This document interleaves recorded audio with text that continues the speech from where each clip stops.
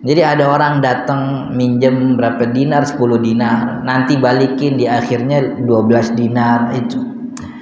Lama kemudian itu berjalan, datang Nabi Muhammad bawa syariat, turunlah tuh ayat riba, ya. Jadi nggak boleh tuh renten, ya ayyuhalladzina amanu wa dharu ma baqiya minar riba in kuntum mu'minin, kan begitu. Fa in lam fa'adzanu biharbin minallahi wa rasul, dan seterusnya. Akhirnya orang-orang mulai meninggalkan renten itu. Muncul istilah kemudian namanya al-qardul hasan, utang piutang yang baik.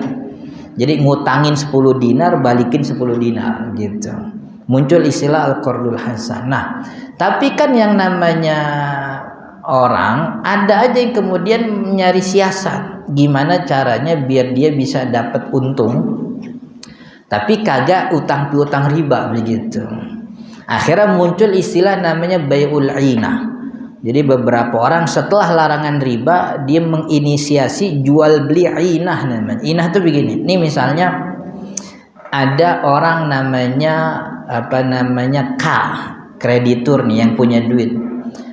Yang satu lagi D, debitur, dia mau butuh uang. Debitur datang ke kreditur, bilang, kreditur, ane butuh uang 15 juta gitu misalnya. Buat apa 15 juta? Buat A, B, C dan sebagainya. Nah, kreditur kan mikir, gue kalau ngutangin 15 juta kagak dapat untung, sebab riba udah kagak boleh, renten udah nggak boleh. Kemudian si kreditur tuh ini siasat. Udah begini aja, itu di belakang rumah ane punya sapi gitu. Ente beli sapi aneh, harganya 15 juta, ente kredit gitu. Jadi sapinya nggak ketahuan ada apa nggak, pokoknya dibilang aja di belakang rumah ada sapi, harganya 15 juta, ente beli kredit gitu. Terjadi dah tuh kredit, saya terima, saya jual, saya beli sapi seharga 15 juta kredit. Itu kan akhirnya sapi itu jadi milik debitur. Ya, debitur punya sapi nih, yang dia harus kredit 15 juta tiap bulannya, mungkin 100.000, pokoknya dia kredit. Lalu sama kreditur, nah sapi yang ente pegang sekarang aneh beli cash gitu. Ente beli cash.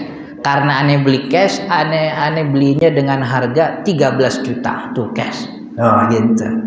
Itu kan siasat. Akhirnya kreditur tetap dapat 15 juta padahal dia minjeminnya cuman 13 juta begitu. Sedangkan si debitur dia kan kagak ada urusan, bodoh amat, yang penting gue dapat duit, emang lagi butuh kan begitu. Dia dapat 13 juta cash tapi dia harus balikin senilai 15 juta. Itu namanya bai'ul ainah. Jadi sapi yang disebut-sebut dalam perbincangan itu cuman underlying asset. Dia kagak ada rupanya dan kedua pihak sama-sama tidak peduli ada apa enggak gitu.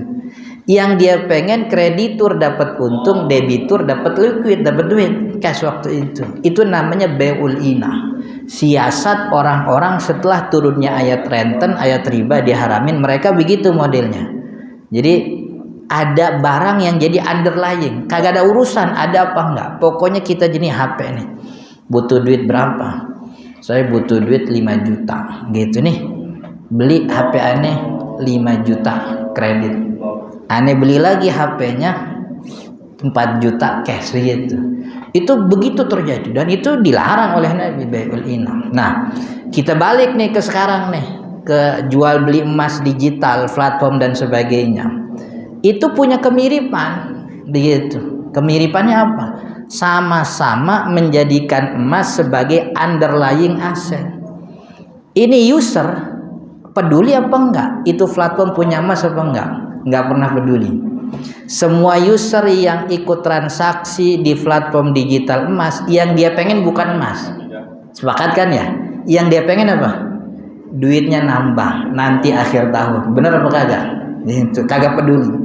Kemudian si platform peduli apa enggak? Dia kudu punya emas apa enggak? nggak peduli, karena pembeli nggak peduli ada emas, yang dia pengen tuh ada merek OJK aja di platformnya begitu. Akhirnya yang dia pasang di platform itu brosur harga emas per hari ini sekian, per hari ini, nggak peduli Bram. Jadi emas tuh dijadikan sebagai underlying supaya ini duit bisa nambah tanpa bekerja. Nah kalau modelnya seperti itu, maka itu tidak beda dengan bai'ul inah yang dulu terjadi di zaman Nabi.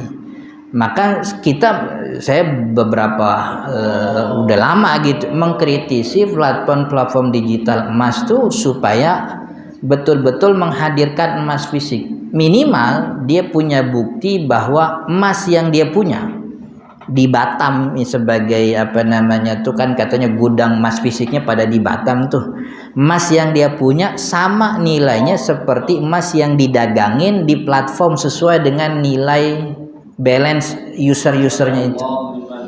Kalau yang dia dagangin di apa namanya di platformnya dihitung jumlahnya ada 40 kilo, dia mesti punya 40 kilo gitu. Ya saya sih kagak terkenal amat begitu ya, tapi beberapa kali ngomong kayak gitu ada tuh satu platform yang datang nyamperin gitu, alhamdulillah Ustaz, kita punya supervisor syariah, kita di Batam juga punya nih bukti inian. Saya kagak tahu tuh video bener apa kagak, kan dia video bisa ngambil dari mana aja kan gitu. Intinya dia ngaku datang gitu, ini saat kita punya gudang di Batam tuh, dan emang banyak platform tuh gudangnya di Batam kata dia gitu.